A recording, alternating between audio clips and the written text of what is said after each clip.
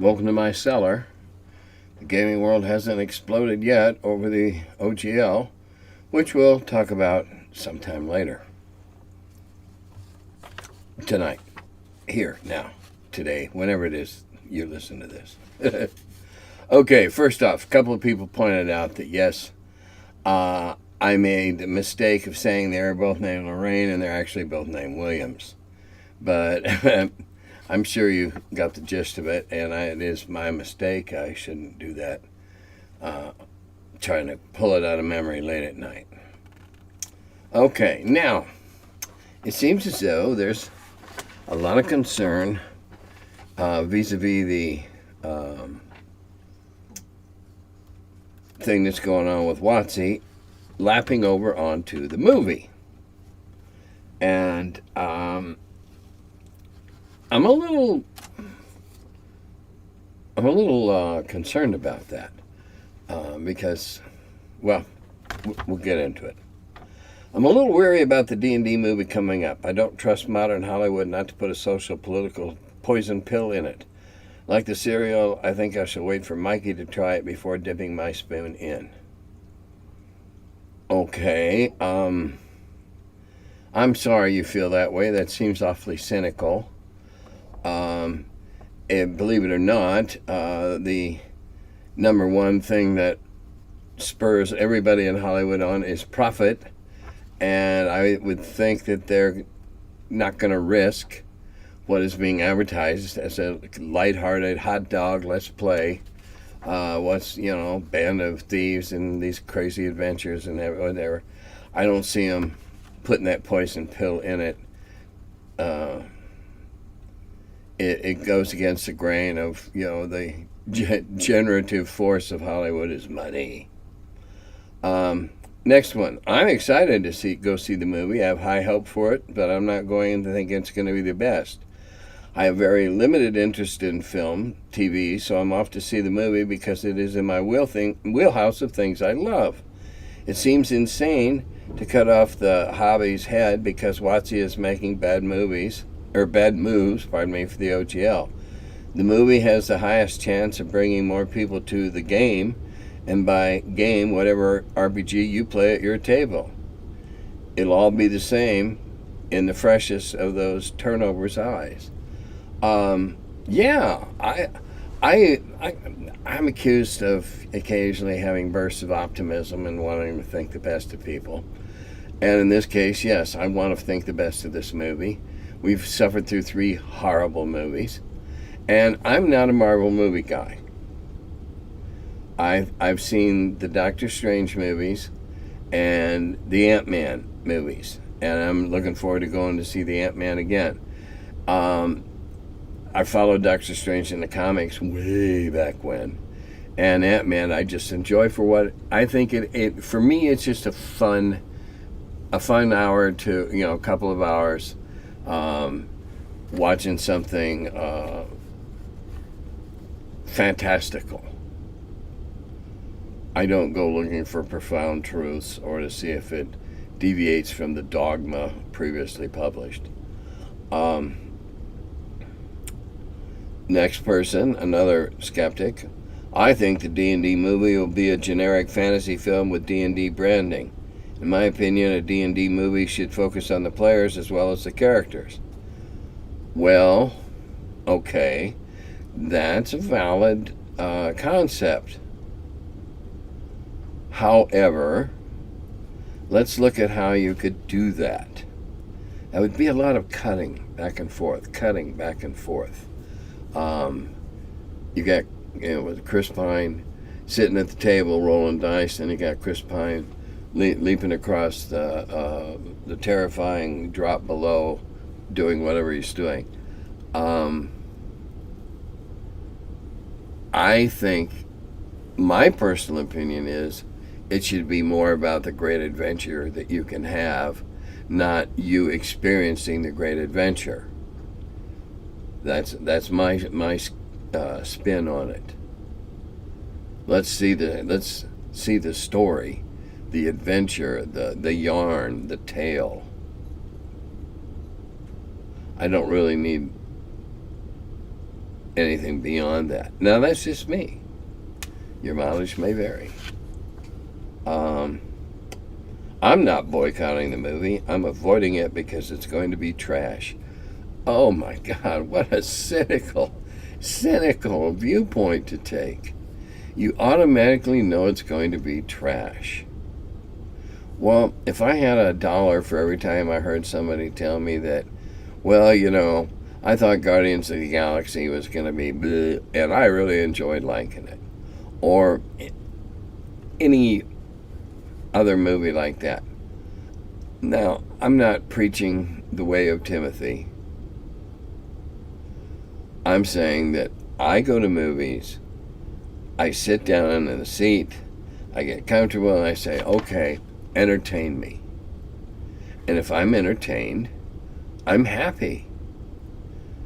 Now, I'm not going to go in there and go, I already know there's one silly thing about going into a gelatinous cube, and we all know that doesn't happen. But hey, here it does. And you know what? The whole premise of role-playing gaming is maybe it does happen in your world. Maybe it does. Go with an open mind and an open heart and be prepared to be entertained. Don't go to be seeing how far off what rules they are.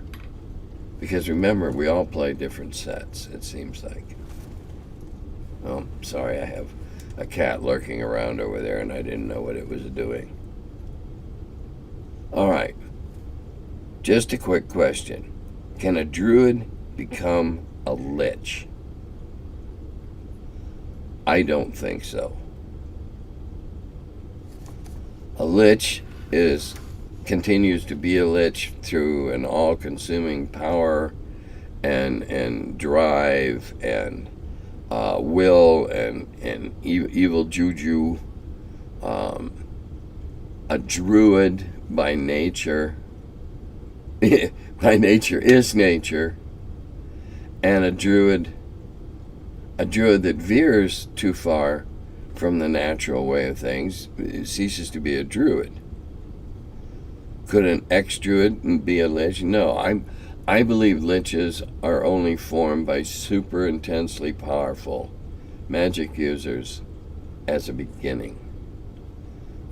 In my world, no, druids would not become liches.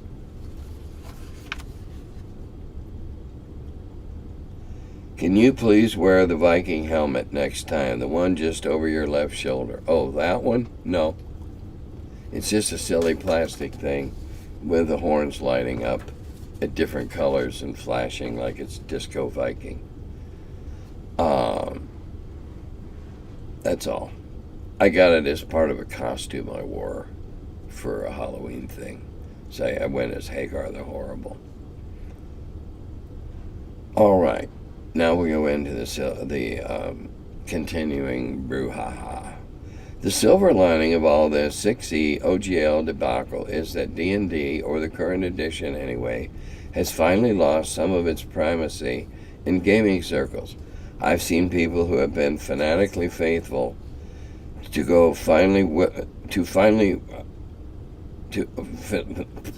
sorry,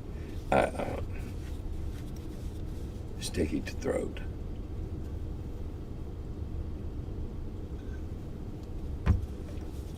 All right, here we go.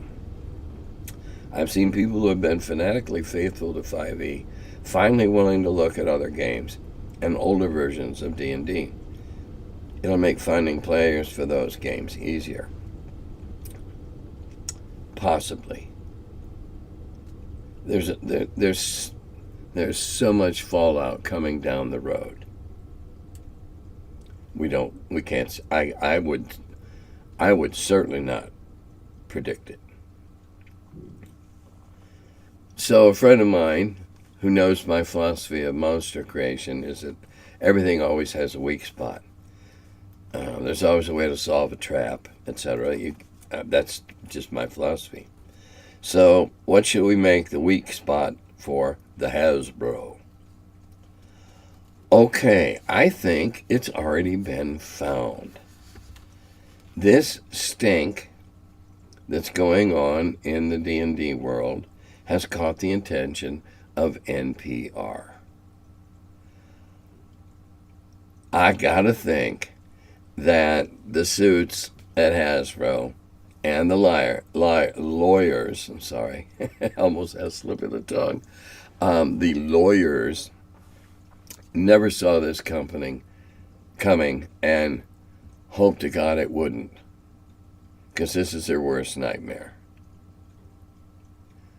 The stink. And it really doesn't matter if the average listener of NPR understands what's going on. It's just going to give Hasbro a bad name. And that's not something Hasbro wants. They're not trying to kill the brand on purpose. I think their weak spot has just been found. The court of public opinion is now going to shine its light on what's going on. And they shall reap what they have sown. All right, now we're going to go some counteracting comments. Watsy doesn't care about the hobby, only to maximize profit. The response, technically that's Hasbro, not Watsy, and are you surprised? When profits and stock prices are down, it's actually the obligation for the board and leadership to try to get as much profit as possible. Welcome to capitalism. It's absolutely true. It's what they're supposed to do. Now, could they have done something else? I don't know. I can only say at this point that that was a bad thing to do. This was not a good thing to do, because it's likely to have more repercussions on the sales to Watsy. And now this in response, is it? If that were really the case, wouldn't they be striving to give the players the game they want? Better sales, no OGL shenanigans, everyone is happy. This whole situation beggars belief. Yes, that would be the ideal. However, the suits at Hasbro don't understand the nature of this community and this slice of the buying public. They have made that glaringly, hideously obvious. They don't understand that, okay, if you wish, our egos are a little more fragile than Monopoly and Uno players. Oh, by the way, I saw something that Uno announced that +2s and +4s are no longer cumulative. Shoot. Anyway, back to this. Yeah, in a perfect world, that would be the result, is no grief, no animus. Counter response: gamers can't agree on what game they want, and you think execs will know? That's an almost valid comment.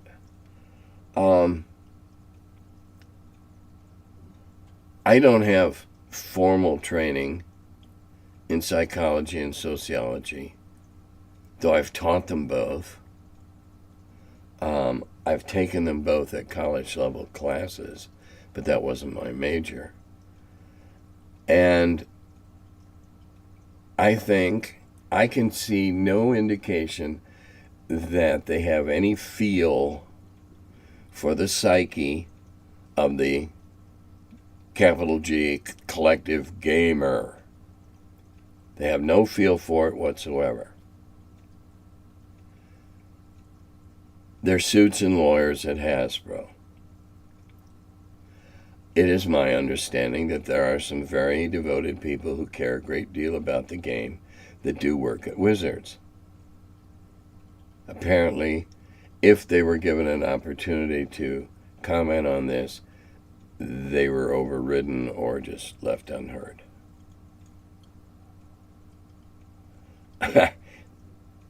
Here's the best one of these counterpoints. I suppose that just means they really don't read those surveys. Absolutely not. If those surveys are read, it's a percentage of them by the lowest guy on the totem pole or girl who couldn't get out from doing it. Are they actually tabulated and listened to? No. They don't need those surveys when they can see with what's going on in the social media. I think, I truly believe that they made that offer so it looked like they cared or they were going to listen to us. I believe it's just a sop, a panacea they threw at us. My personal opinion. Now, a friend of mine that I have known since the very earliest days of Dragon Magazine, who has been in and out of the industry, gaming industry, role-playing industry, animation, has a wide curricula vitae of the game industry, all kinds of games. Published on her Facebook page why she believes, what she predicts is going to happen as a result of all this stuff.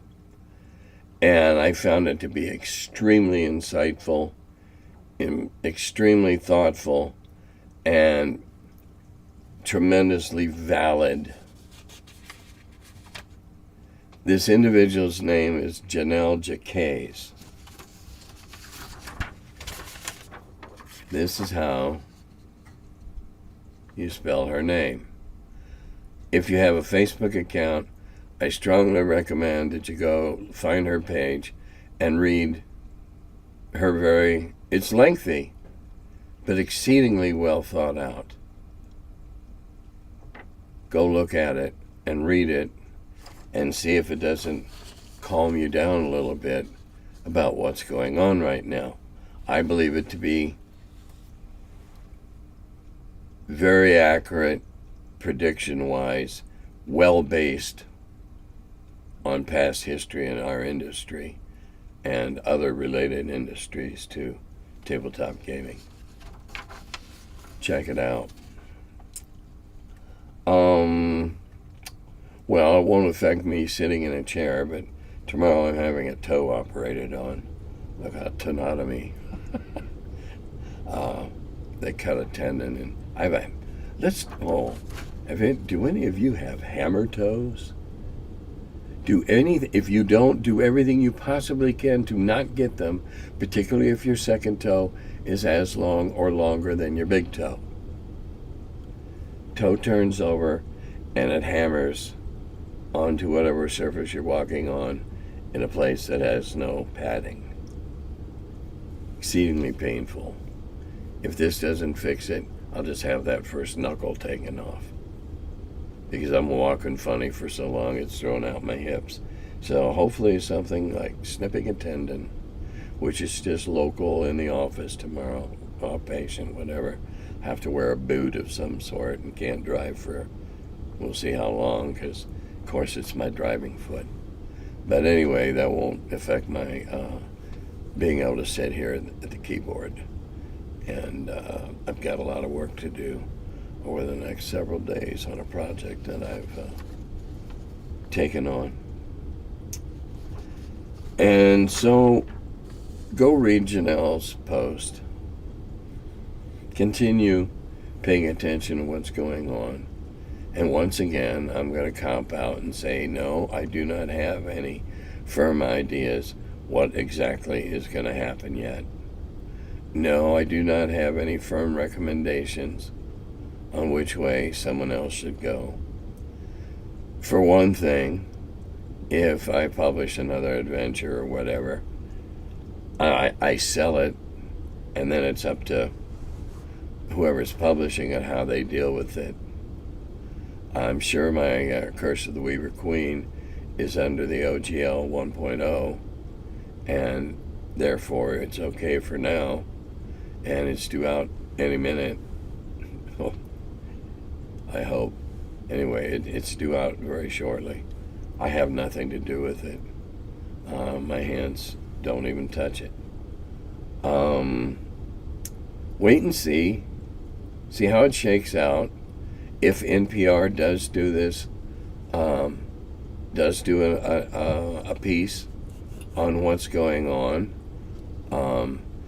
that may have greater repercussions, because I'm certain that everybody that plays D&D isn't on Facebook. But maybe they do listen to NPR. I always thought that it was the, I don't know, I hate to sound elitist or snobbish, but, and I don't listen to it frequently, but I definitely think it deserves a reputation of being a radio station for smart people. And that'll probably get me in trouble, but I believe it is. And if enough of its listeners jump into the fray, onto the bandwagon, the groundswell could become quite interesting, and you may end up seeing it on the 7 o'clock news one night. See how it develops. Interesting times we live in. Dodata Govi.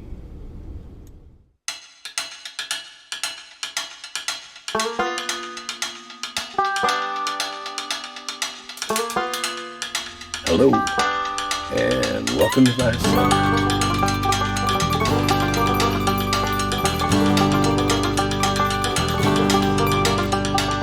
He's the curmudgeon who wrote about the dungeons. Now he's the feller, live from the cellar.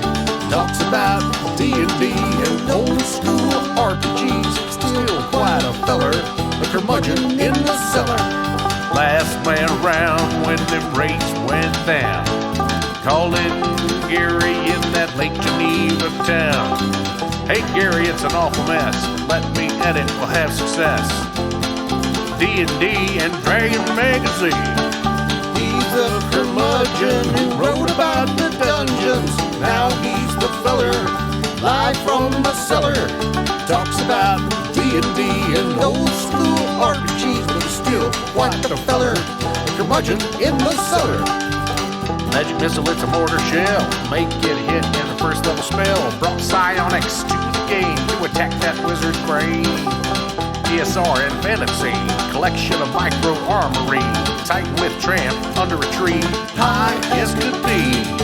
He's the curmudgeon who wrote about the dungeons. Now he's the feller, live from the cellar.